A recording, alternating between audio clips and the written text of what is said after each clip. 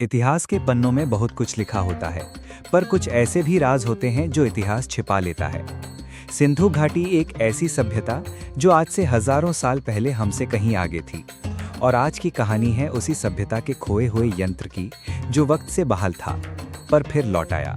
Doctor Ishan Malhotra, 34 साल का पुरातत्वविद, जो सिंधु घाटी के वैज्ञानिक पहलुओं पर रिसर्च कर रहा था।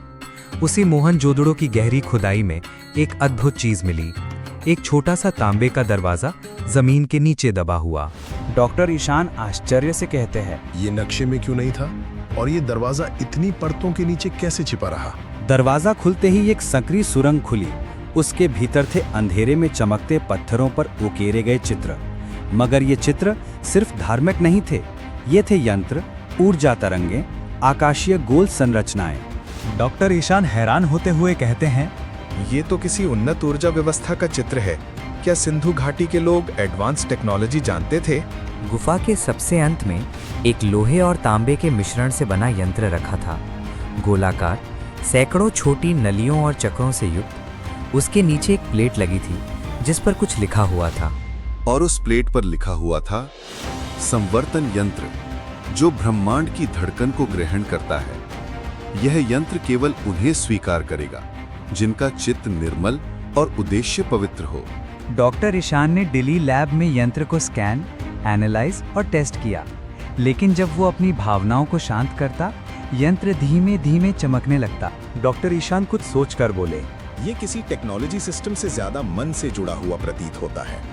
शायद ये भावनाओं से संचालित होता है। एक दिन ध्यान मुद्रा में बैठे डॉक्टर ईशान के सामने यंत्र ने एक हल्का प्रकाश छोड़ा और उसकी चेतना जैसे कहीं और प्रक्षिप्त हो गई। मतलब कि डॉक्टर ईशान 4000 साल पहले कि सिंधु घाटी सभ्यता के मोहनजोदड़ो शहर में आ पहुंचे हैं। उसने देखा, वो खड़ा है 4000 साल पहले सिंधु घाटी, पूरी तरह जीवित, व्यवस्थित, वैज्ञानिक। लोग आसमान की दिशा देखकर यंत्र को कैलिब्रेट कर रहे थे। बच्चे पाठशालाओं में ब्रह्मांड के सिद्धांत सीख रहे थे। उसने देखा एक वृद्ध ज्ञानी व्यक्ति जो यंत्र की देखरेख कर रहा था। उसने ईशान से बिना बोले बात की, जैसे विचारों से। ये यंत्र तुम्हारे समय तक इसीलिए जीवित रहा ताकि तुम जानो कि ज्ञान यदि विवेक के बिना दिया जाए तो वो विनाश लाता है। तुम इसे उपयोग में नहीं लाओ, बस समझो और आगे बढ़ा दो।